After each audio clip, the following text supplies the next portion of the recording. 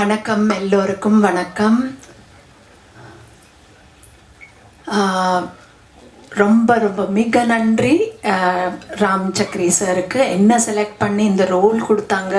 இது ரொம்ப நேச்சுரலான ஒரு very homely and homie role.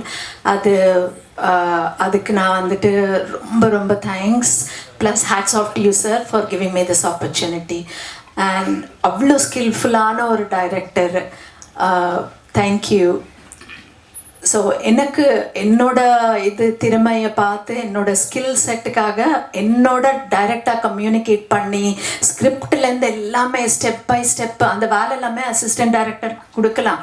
ஆனால் கொடுக்காம டைரெக்டாக பர்சனலாக இன்வால்வ் ஆகி என்னை கைட் பண்ணி இந்த ரோலுக்கு கொண்டு வந்திருக்காங்க. ரொம்ப ரொம்ப தேங்க்ஸ் உங்களுக்கு சார்.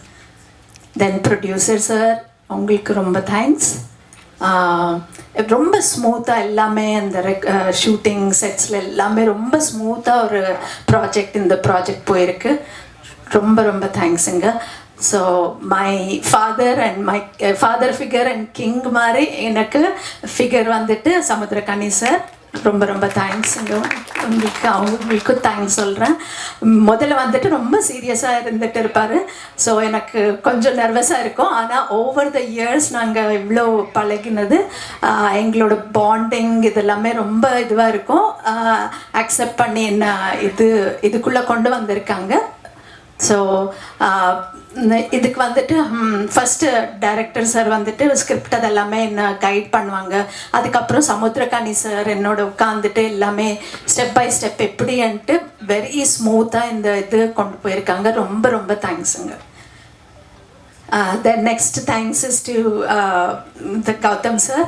ஸோ அவரோட ஒர்க் பண்ணது plus entire team cast, Lakshmi Priya, she is such a superb actress, very natural, ஒரு ஹோம்லியான role and her acting is superb. and Karan, the ரொம்ப ஒரு வெரி சிங்க் ஆகிட்டோம் நாங்கள் எல்லாமே. அவ்வளோ இதுவாக as a team very natural. அந்த ஃபியர் அந்த நர்வஸ்னஸ் இல்லாமல் எல்லாருமே அவ்வளோ ஒரு ஃபேமிலியாக நாங்கள் டீமாக ரொம்ப நல்லபடியாக பண்ணியிருக்கோம். We also gel like that. நம்மளோட அந்த சிங்க்ரனைசேஷன்ன்றது ரொம்ப நல்லபடியாக இருந்துச்சு. So thank you. I thank my family, my husband, my friends and fans, all of you.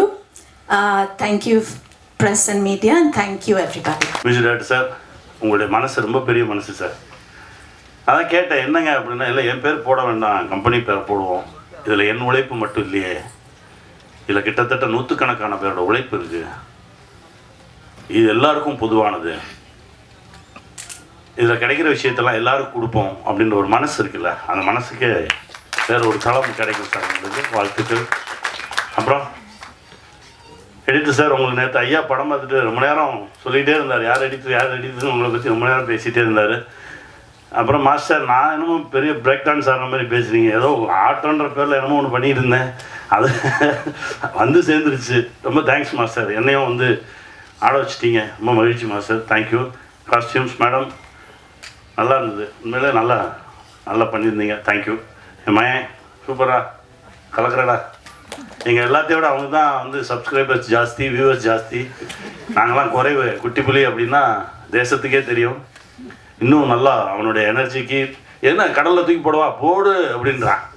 அப்போ அதுக்கப்புறம் தான் எதே எப்படா வந்துடுவேன், நான் வந்துடுவேன், நீங்கள் தான் இருக்கீங்கல்ல, என்னை தூக்கி போடுங்க அப்படின்னு சொல்லி அவ்வளவு எனர்ஜியாக. ஏன்னா நம்ம ஊருக்காரன், அதனால் அந்த எனர்ஜி ரொம்ப சந்தோஷமாக இருந்தது. அற்புதமாக வேலை பார்த்தோம். தேங்க்யூ. எல்லோருக்கும் என்னுடைய மனமார்ந்த நன்றி. ஸ்ரீ சரவணன் ரொம்ப நல்லவன். வாழ்த்துக்கள் சரவணா, அழகுடா. ஒரு 2003 2004 நாங்கள் ஒர்க் பண்ணிட்டு இருந்த காலகட்டம் தான் இவர் சரவணா இருக்கான்.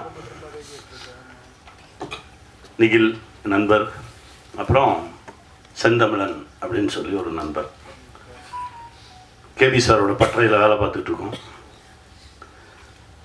எல்லாரும் எழுதுவாங்க, வேலை செய்வாங்க. ஆனால் செந்தமிழனோட எழுத்துக்கு ஒரு மிகப்பெரிய ஃபேன். மைக்ரோ தொடர்கள், மேக்ரோ சிந்தனைகள்னு ஒன்று போயிட்டுருக்கோம். செந்தமிழன் எழுதுவாரா அப்படின்னு காத்துட்டு இருந்த கதைகள்லாம் நிறையா இருக்குது. எல்லாருக்கும் ஒரு எபிசோடுக்கு 5000 ரூபா சம்பளம் அப்படின்னா அவருக்கு ஒரு எபிசோடுக்கு 8000 ரூபா சம்பளம் தருவாங்க, 10,000 ரூபா சம்பளம் தருவாங்க. அவனை எழுத சொல்றா அப்படிம்பாரு கைலாசம் சார். அவ்வளவு தரமான ஒரு எழுத்தாளர், அவ்வளவு தரமான ஒரு படைப்பாளி. திடீர்னு ஒரு நாள் என்கிட்ட வர்றாரு, கனி நான் இங்கேருந்து கிளம்புறேன். எங்கே போவீங்க? இல்லை போகிறேன், இங்கேருந்து கிளம்புறேன், எனக்கு இந்த இடம் எனக்கு ஒவ்வொரு என்னால் அந்த இடத்துக்கு பொருந்த முடியல, மூச்செல்லாம் அடைக்கிற மாதிரி இருக்கு, படுத்தா தூக்கம் வர மாட்டேங்குது, நெஞ்சு அடைக்குது, டாக்டர்கிட்ட போகிறோம், உனக்கு ஒன்றுமே இல்லையன்றாங்க. அப்புறம் ஏன் எனக்கு இந்த இடம் பொருந்தலை? ஸோ பொருந்தாத ஒரு இடத்துல பொருந்தாத ஒரு வேலையை பார்த்துட்டு நான் இருக்கேன்னு எனக்கு தோணுது, அதனால் கிளம்புறேன் அப்படின்னு சொல்லிட்டு அந்த நண்பர் கிளம்பி போயிட்டார். கிளம்பி போனதுக்கப்புறம் அந்த நண்பர் கொஞ்ச நாள் நினச்சிக்கிட்டு இருந்தோம், அதுக்கப்புறம் மறந்துட்டோம். கிட்டத்தட்ட ஒரு 18 ஆண்டுகளுக்கு பிறகு இப்போது ஒரு கோவிட் முடிஞ்ச டைம், கோவிட் முடிஞ்சு படப்பிடிப்பு நடந்துகிட்ருக்கு. கும்பகோணத்தில் ஒரு நண்பரை சந்திக்கிறேன். அப்போ சொல்கிறார், கனி இந்த கோவிடுக்கு ஊசி போட்டதுக்கப்புறம் எந்த மருந்தும் வேலை செய்ய மாட்டேங்குது, காய்ச்சல் வந்தால் காய்ச்சல் இருந்துக்கிட்டே இருக்குது, வைத்த வரைனா இருந்துக்கிட்டே இருக்குது, எதுவுமே வேலை செய்ய மாட்டேங்குது, நம்ம உடம்புக்குள்ளே என்னத்தையும் அனுப்பிச்சி விட்டாங்க, என்ன பண்ணுறதுனே தெரியல, கொஞ்சம் சிக்கல்கள் இருந்தது. அப்போ ஆசான்னு ஒருத்தரை போய் சந்தித்தேன். இவர் பேரை சொல்லலை, ஆசான்னே சொல்கிறாங்க. ஆசானை சந்தித்தேன், இந்த மாதிரி பிரச்சனையாக இருக்குது, எந்த மருத்துவமுமே வேலை செய்ய மாட்டேங்குது அப்படின்னு. அப்போ அவர் என்கிட்ட கேட்டார், கடைசியாக எப்போ செருப்பு இல்லாமல் நடந்தீங்கன்னு கேட்டார். நான் நடந்தே ரொம்ப நாள் ஆச்சு. நடங்க, மழை பெஞ்சா நனைங்க, வெயில் அடித்தா காய்ங்க, செருப்பு இல்லாமல் நடங்க, பசிச்சா சாப்பிடுங்க, இதுதான் வைத்தியமா? ஆமாம், இதுதான் வைத்தியம், போங்கன்ட்டார். இந்த பிரபஞ்சத்தோடு நீ தொடர்பில் இரு, பிரபஞ்சம் உன்னை காக்கும் அப்படின்னு சொல்லி அனுப்பிச்சிட்டாரு. ஒரு 6 மாதம் ஆச்சு. நான் அதை தொடர்ந்து செய்கிறேன். ஒரு 6 மாதம் கழித்து பார்த்தா என் உடம்புல இருந்த பிரச்சனைகள்லாம் கொஞ்சம் கொஞ்சமாக குறைய ஆரம்பிச்சுது. அதிலிருந்து நான் அவரை அடிக்கடி பார்க்க ஆரம்பிக்கிறேன், பேச ஆரம்பிக்கிறேன். அவரோடு இருந்தாலே எனக்கு ரொம்ப பாதுகாப்பாக இருக்க மாதிரி இருக்கு. எனக்கு ரொம்ப ஆச்சரியமாக இருந்தது. நான் உடனே அவரை பார்க்கணும், ஏன்னா நாளைக்கு எனக்கு படப்பிடிப்பு முடியுது, நான் இங்கேருந்து கிளம்பி போகும்போது எப்படியும் தஞ்சாவூர் வழியாக தானே போகணும், நான் அவரை பார்க்கணும். நீங்கள் கேளுங்க, அவர் என்கிட்ட சொன்னது நைட்டு ஒரு 9:45 10 மணி. நீ கேளுங்க, நான் நாளைக்கு கிளம்பி போகும்போது பார்த்துட்டு போயிடுறேன். இல்லை இப்போல்லாம் ஃபோன் பண்ண முடியாது, அவரோட நான் நேரடியாகலாம் தொடர்பு கொள்ள முடியாது, அங்கே யாராவது இருப்பாங்க, அவங்ககிட்ட தான் பேசணும், நான் காலையில் பேசிட்டு சொல்கிறேன். காலையில் 6 மணிக்கு அவர் எனக்கு அடிக்கிறாரு, அவர் உங்கள் ஃப்ரெண்டாம்பா அப்படின்னாரு. ஏன் ஃப்ரெண்டா, என்ன சொல்கிறீங்க அப்படின்னு.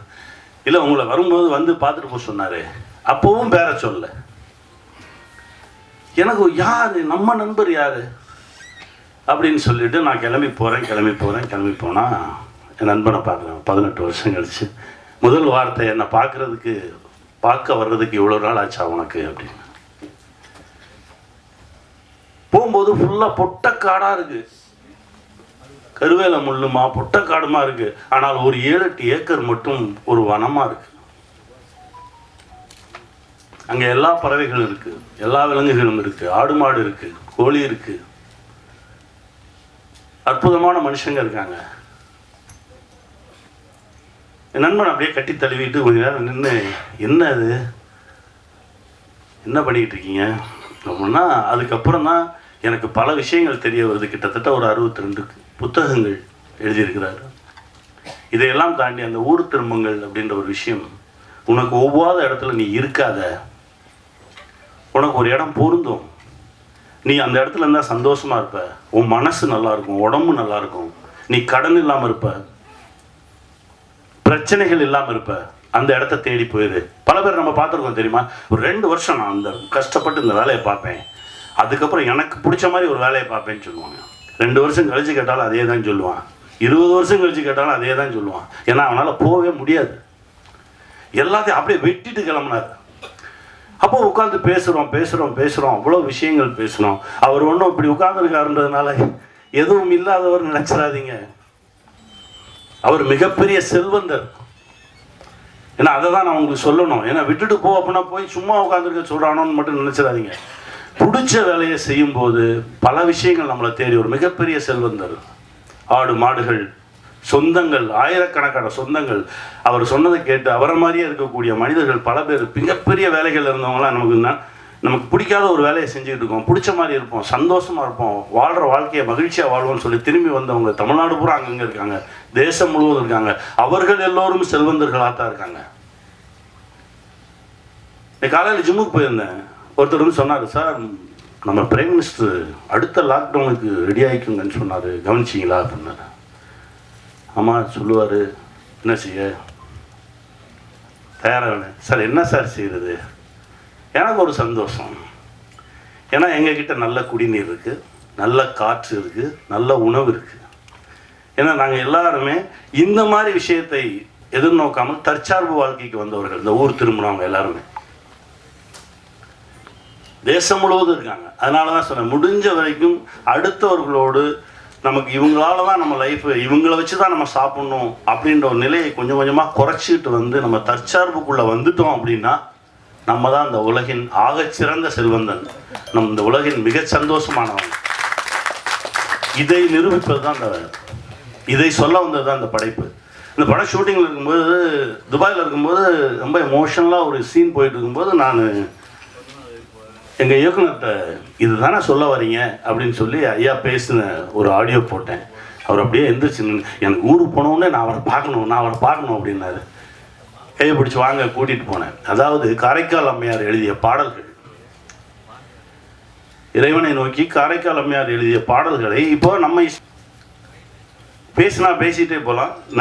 என் நண்பனை இத்தனை ஆண்டுகளுக்கு அப்புறம் திரும்ப கண்டுபிடிச்சது, சந்திச்சது, இது கூட இறை அருள் தான் நான் நினைக்கிறேன். வந்தவொடனே சரவணனை பார்த்து கட்டி பிடிச்சி அவங்க மகிழ்ந்துக்கிட்டது அவ்வளோ சந்தோஷமாக இருந்தது. ஊர் திரும்பி வந்துடுங்க, உங்களுக்கு பிடிச்ச இடத்துல இருங்க, சந்தோஷமாக இருங்க அப்படின்னா எல்லாத்தையும் உதவி விட்டு ஓடுறது கிடையாது. நம்ம இப்போ இருக்கிறத விட இன்னும் செல்வ செழிப்படும். அதாவது பணக்காரன் வேலை, செல்வந்தன் வேற. பணக்காரன் பிரச்சனையோடய இருப்பான், செல்வந்தன் ரொம்ப மகிழ்ச்சியாக இருப்பான். உங்களை எல்லாரும் செல்வந்தன் ஆக்குறதுக்கான ஒரு விஷயம்தான் இது.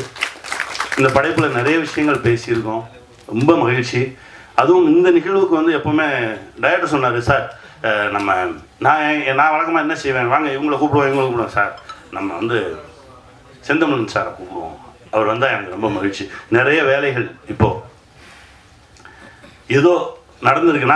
நான் பேசும்போது இல்லை எனக்கு வர இயலாது அப்படின்ற மாதிரி தான் சொன்னாங்க. அதுக்கப்புறம் ராம் பேசினோடனே மனசு மாறி இருக்குது. அந்த வேலை பழுவெல்லாம் கொஞ்சம் தள்ளி வச்சுட்டு எங்களுக்காக வந்ததுக்கு ரொம்ப நன்றி. உங்களுடைய மனசு தான் அது, ரொம்ப சந்தோஷமாக இருக்குது. நேற்று நீங்கள் படம் பார்த்துட்டு அந்த படத்தில் இருக்க அவ்வளோ விஷயங்கள் பேசுனீங்க, ரொம்ப சந்தோஷமாக இருந்தது. உங்களுக்குள்ளே இருந்த அந்த இயக்குனரும் அந்த தொழில்நுட்ப கலைஞன் திரும்ப வந்தான், எனக்கு அவ்வளோ சந்தோஷம்.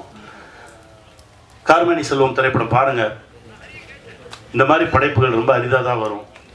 இது வெறும் திரைப்படம் இல்லை, நாங்கள் இல்லாமல் போகலாம், ஆனால் அந்த படைப்பு இருக்கும், பேசிக்கிட்டே இருக்கும் உங்களோட. நிறைய சுமையை தூக்காதீங்க. இஎம்ஐன்ற பேரில் நிறைய சுமையை தூக்கணும்னா நம்ம நடக்கக்கூட முடியாது. அந்த சுமையை கொஞ்சம் கொஞ்சமாக இறக்கி விட்டுட்டு கைவீசி நடங்க, மகிழ்ச்சியாக இருங்க, வாழ்வோம் வெல்வோம்.